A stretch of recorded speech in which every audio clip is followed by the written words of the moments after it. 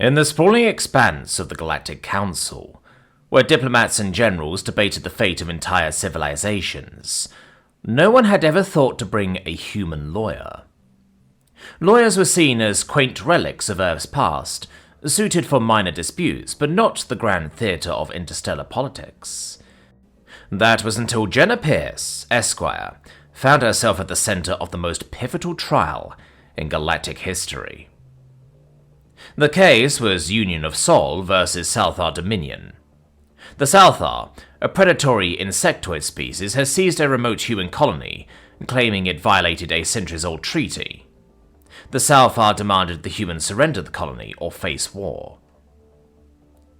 The Galactic Council's chambers were packed, every species eager to see how the upstart humans would defend themselves. The Salthar's representative, an imposing figure named Zafrak, delivered their argument with precision. They presented reams of evidence, maps, treaties, and historical records. Their case seemed airtight. Then, Jenna Pierce stood up. She was small by comparison, her tailor's suit dwarfed by the grandiosity of the council chamber. Her voice was steady, though, as she addressed the tribunal. Esteemed council members, my argument is simple. The treaty the Salthar Dominion relies upon is invalid. A murmur rippled through the crowd. Invalid?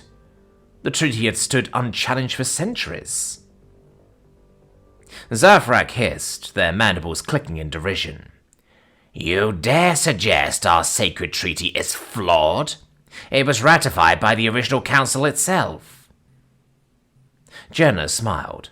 Indeed it was, but as any lawyer worth their salt will tell you, it's not about the spirit of the law, it's about the letter. And there's one letter that invalidates the entire treaty. She tapped on her holopad, projecting a section of the treaty onto the chamber's massive display. It was dense legalese, written in a language long since automated for translation. Jenna zoomed in on a single clause. Section 12, subsection 8, paragraph 3, she said. The treaty states that the Salthar Dominion cannot claim territory unless it is within 5 light-years of their origin system. The council leaned in closer. Zafrak crossed their arms. And? The colony is well within that range. Not quite, Jenna said, her grin widening. The treaty's original text uses the Salthar word Gruthak for light year. But as linguistic experts will confirm, Gruthak doesn't translate directly to light year. It translates to stellar distance per orbital epoch, which, thanks to the irregular rotation of the Salthar homeworld, is approximately 4.7 of your light years. In short, your claim to the colony exceeds the treaty's range by a full parsec. The room fell silent. Jenna pressed on. This means the treaty's territorial limits don't encompass the colony. Therefore, the Salthar Dominion's occupation is a clear violation of intergalactic law, and any aggressive action taken against the colony constitutes an act of war. Zafrak froze, their mandibles twitching. They knew she was right. The Salthar's meticulous legal team had overlooked the nuance of their own language. The tribunal whispered among themselves before the presiding councillor, a stern Valtarian with crystalline skin, banged their staff. The council rules in favour of the Union of Sol. The Salthar Dominion is ordered to vacate the colony immediately and pay reparations for their unauthorized occupation.